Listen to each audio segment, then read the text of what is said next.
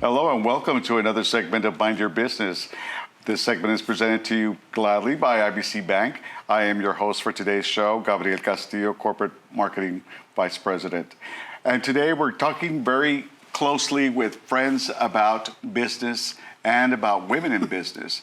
I'm very pleased to welcome two friends of mine, and one of them is my colleague, of course, Dalia Martinez, Executive Vice President at IBC Bank, in charge of operations and so much more.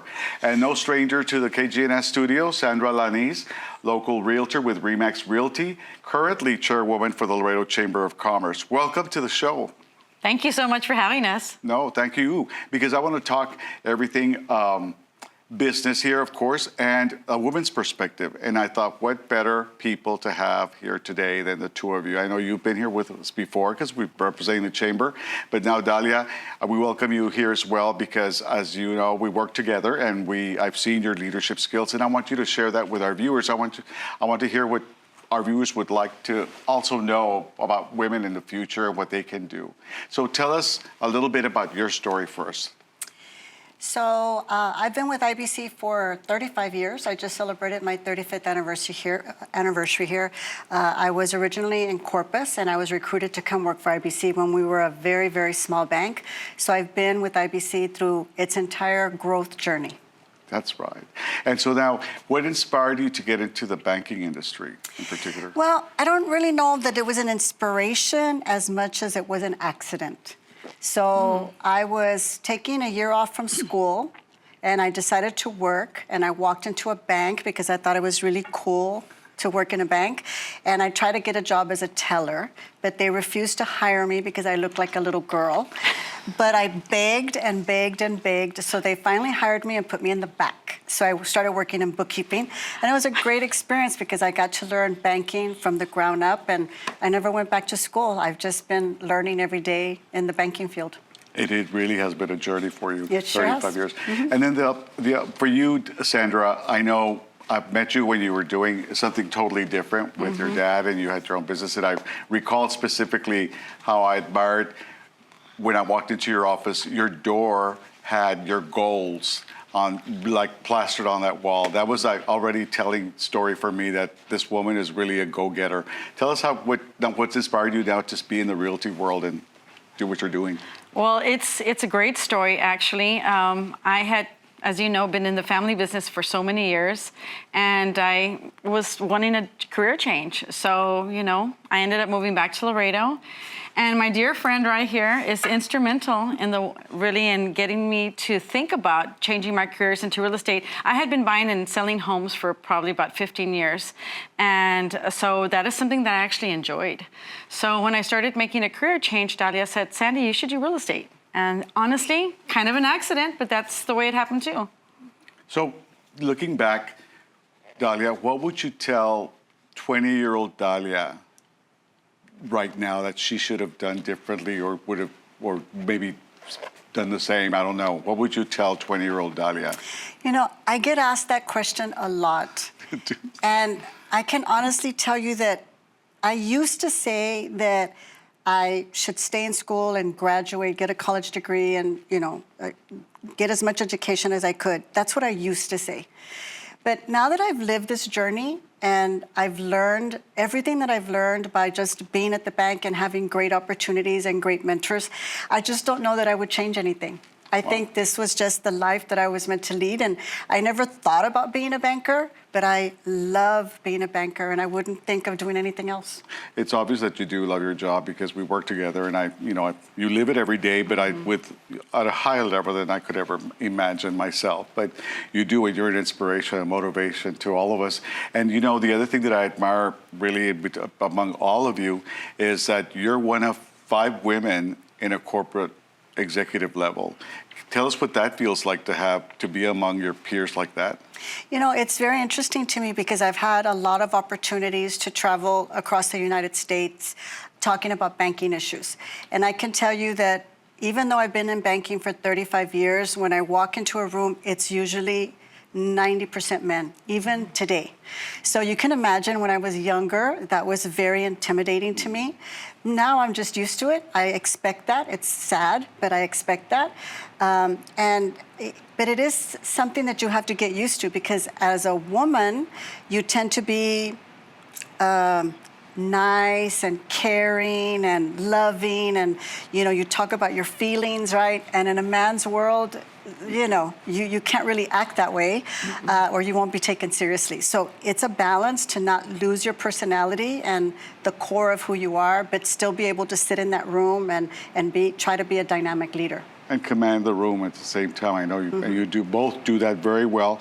And Sandra, I know that your leadership role right now at the chamber, and as a business owner, I know that you're in partnership with your husband, Hector, but you do lead in your own way.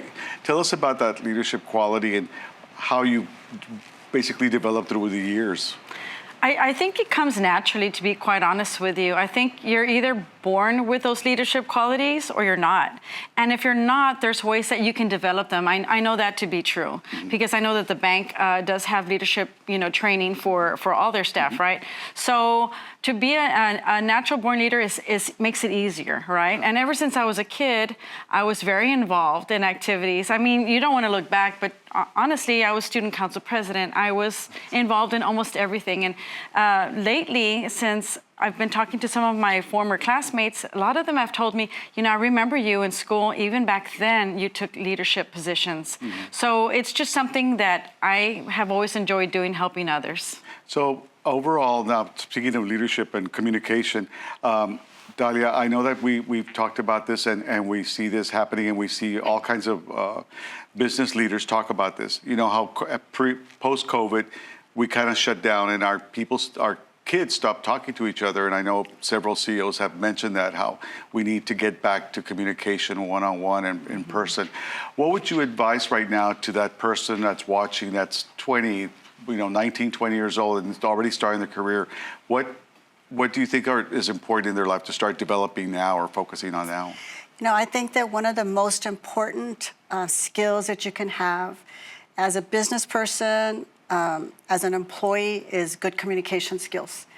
And I don't mean writing, because nowadays everybody has Copilot, so you can just ask Copilot to write something for you, right?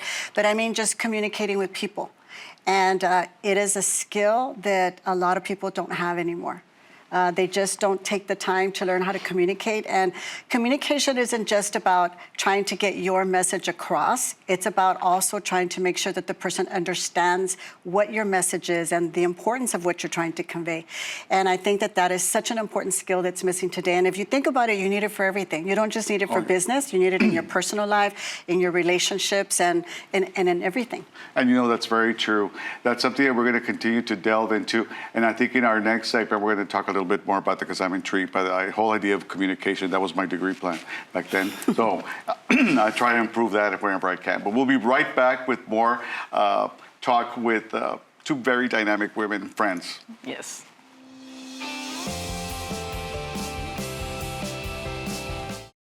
Why pay a monthly fee? Free checking at IBC. Today, we're teaching the children to save. IBC Bank teaches children to save. At IBC Bank, we believe financial education starts early. That's why we're bringing fun, interactive learning straight to the classroom. From hands-on workbooks to exciting prizes, our financial literacy sessions teach students how to make smart money moves they'll carry for life. Want your school to be part of the fun? Contact IBC Bank today and schedule your free financial literacy class. KGNS aims to inspire, uplift, and unite our community while showcasing the incredible acts of heroism and leadership that happen right in our backyard. Show us your community spirit. Together, we can empower others and celebrate those who make our hometown a better place to live in. Join us every fourth Tuesday of the month to recognize the drive and commitment from citizens making a change. KGNS Honors, only on KGNS News.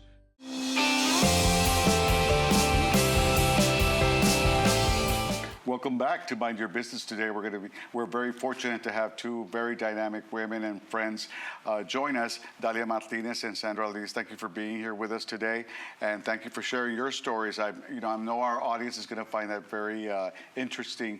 And by the way, I want to thank our audience for all of your comments. I really have appreciated everything I hear, good, bad, ugly. I like hearing it because it's important to get that information and go from good to great, right? That's what we do at IBC. And one of the things that we're finding most interesting is that you all love our guests because of the information they're bringing to you, which is what we're all about. This is why we're doing this show, is because we want to bring this information to improve what you're doing in your business. And if we're providing that information and that service, well, then we're doing our job in a good way. So thank you all for your comments. That's the whole idea of this, is doing more, because your prosperity is our priority. So with that said, welcome back. And I want to talk to you a little bit more about what is inspiring you to do more within your careers, because I know that you all are not just sitting at your office doing your job. You're trying to do so much more for the community. Sandra, you're doing a magnificent job as chairwoman. I see you everywhere, and like we were talking about earlier, I said I didn't do this much when I was chair.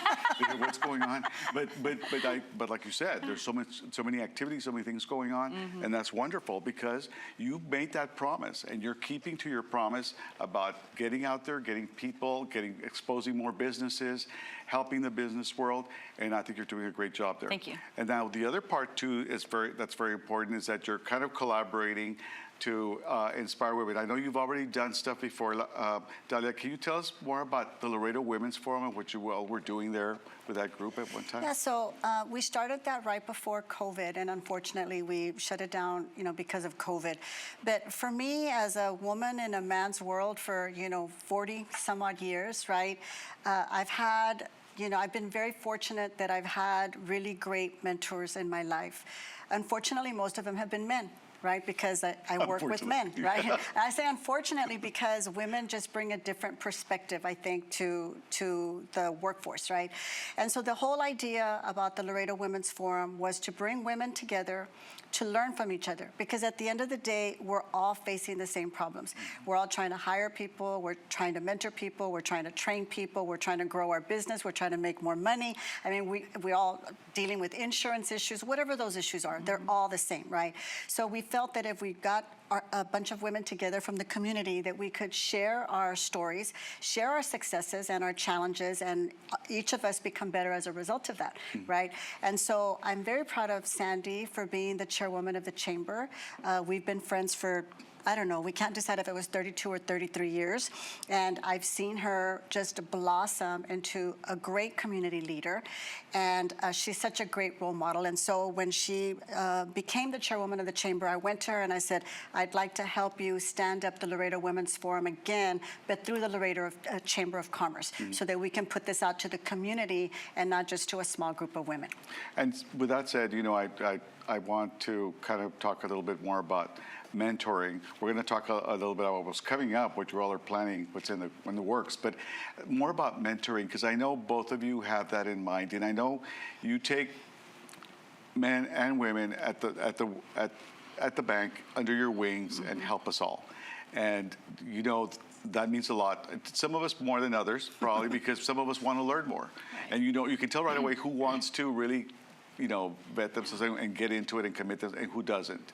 So, Sandra, in your case, I know we talked about people that have told you, young girls who have said, I want to be chairwoman. And you said, okay. That happened to me on Friday. It was so exciting. Okay, go for it. What do you recommend to the young women right now that are starting their business, like the woman we were talking about, the young lady we were talking about?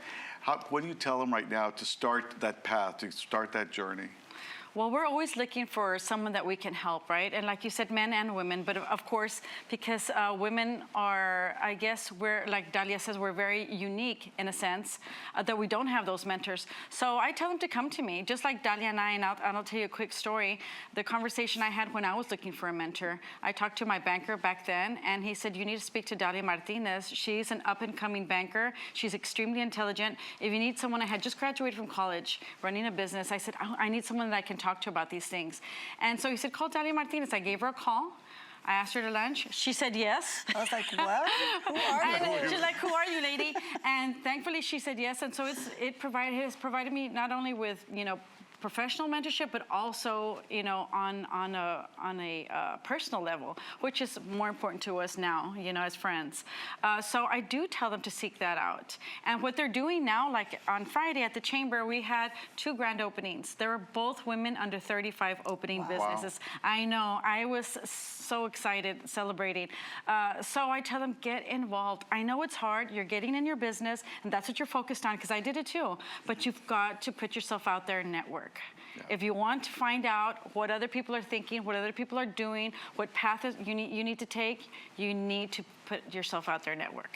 And with that said, I'm going back to my communication talk that I was mentioning earlier. I have someone in an employee and staff member in marketing, and he was about to go join a board. And I said, okay, well, you're not asking for my advice, but I'm going to give it to you. I said, you need to be prepared because you're young. And you're treated differently when you're young. You're treated as being, not as ready, not as seasoned, I said, the respect is different. I said, you have to dress the part. You have to speak the part. I said, you have to, it's almost like a quick business etiquette course, because I wanted him to walk in with confidence and not be, because we know what happens at boards. We've all been on boards. When you're young, they take advantage of you. You're the cleanup committee. You're the everything else but the high position. So we want to prepare you. What do you tell someone that's getting into boards and doing that? Because that's the way that's really the networking starts with those things. What do you tell them about that? That's interesting that you asked that. There's this one young woman on our board at the Chamber, and I'll say her name, Kayla Alvarado. She's amazing. Yeah. She is amazing. She's with the Killam Group. Yeah. And things happened, during our discussions, and I'll call her afterwards and I tell her, you know what, you really impressed me. You did this great. I was very impressed. Just to let them know what they're doing is right. And the bottom line, she's there. She showed up. She acts professional. So it doesn't matter how old she is. She's acting the part despite her age. Yeah. So that's what they need to do, is just show up. Yeah, you're right. You're right. And with that said, I know that overall we look at people and what they're doing in the workforce, and we check them out. I'm going to talk a little bit more about that as we move on to our next segment, because I want to discuss what you all think we should do as a city and as a community to help our young people, because I think that's going to be very important moving forward as we deal with all those issues that we have with our politics, I guess, you might say. But we'll be right back with more on business acumen and how women are involved.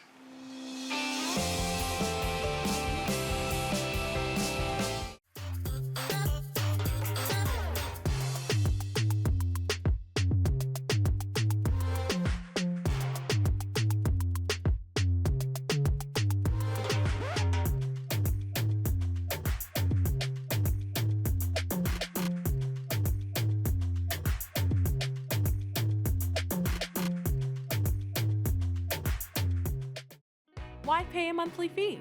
Free checking at IBC. KGNS aims to inspire, uplift, and unite our community while showcasing the incredible acts of heroism and leadership that happen right in our backyard. Show us your community spirit. Together, we can empower others and celebrate those who make our hometown a better place to live in. Join us every 4th Tuesday of the month to recognize the drive and commitment from citizens making a change. KGNS Honors, only on KGNS News.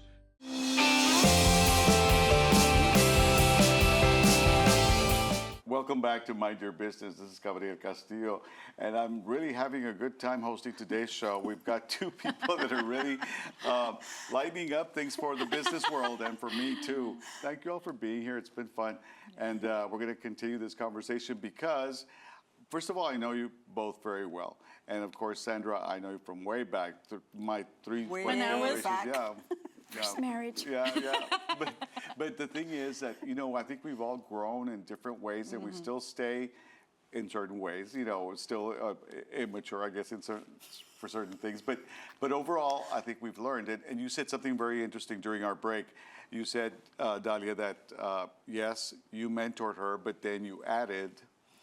I added the fact that while it started off that way, and I definitely was her mentor and her coach, she was a little crazy back then. She's very down to earth now. But somewhere along the way, things shifted. And when I started, running into issues, I would go to her for coaching and for mentorship. And sometimes she wouldn't even give me advice. She would just tell me, well, you know how you are, or you know how you can be. And then that would get me to thinking like, yeah, she's trying to say it was my fault. I need to readjust my attitude or something, right? But I think that's really the beauty of a mentorship. It can turn into a real friendship, which we've had for 33 years. That's very special, you all. It is. That's amazing. And Dalia, you said something else right now, and you've told me this before, and I think I heed what you say. You said, let me look at myself first. Tell me more about that process. I really, really do believe, and I teach this almost every day, and that is failure is an opportunity to learn. People look at failure as devastating. Oh, I made a mistake, I got in trouble, my boss got mad at me, and I just don't look at it that way. I look at it as an opportunity, like I said, an opportunity to do better. I could have done something better myself. I could have communicated things better to someone else so that they could have done a better job, and I really do look at life that way. And I think it really comes from my upbringing. My father was the type of person who was never satisfied with anything that I did, which was the perfect beginning for my life in banking. And so I've never been afraid of failure. And as a result of that, I've just been a lifelong learner. And I don't even think it's failure. It's opportunities to learn, like you said. I never look at anything as a failure. In fact, I see it's an advantage for me because now I can do a self-examination of what I need to do correctly so it doesn't happen again. So it's a choice, so that you have to make that choice because some people don't want to see themselves in that light. And we have a friend, the saying that says, your side, my side, the truth is in the middle. And we have a friend that says that she doesn't really think that's true.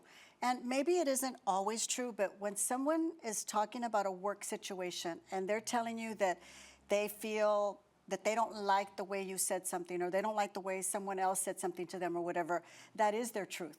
And so whether you intended to say something the way that it came out or that the way that they perceived it, you don't have control over that because that's the way that person received the information. Right. So that's where you have to look at yourself and say, it's not just about my personality, it's about the personalities of the people that I'm dealing with and how can I get the best out of them. Right. Oh, totally. And that requires thinking, that requires a process of really focusing and paying attention, something we always talk about. Listening. Paying attention, yes, that's true.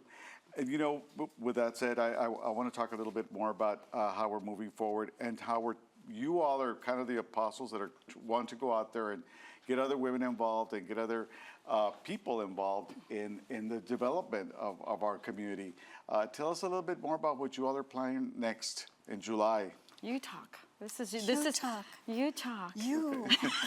This is our relationship. We just did that on purpose. Okay. Dalia, start with your end. I want her to talk about it because really this is her passion project, and it's going to be powered through the chamber, of course, sponsored by the IBC. But this is her passion project, and I'm just there for the ride. Okay. So I guess I'll explain it this way. So one of the questions that I always get asked is, what is the biggest sacrifice that I made from my career? And it's children. I never had children. And so that is a decision that I made early in my career because I saw that I was surrounded by men and I saw that when they had children, they got to leave, right? And I knew that I wasn't going to have that opportunity. So if I wanted to move up the chain, I had to make that sacrifice. I felt that I had to make that sacrifice. Maybe I didn't. My mother doesn't think I did need to make that, but I did, right?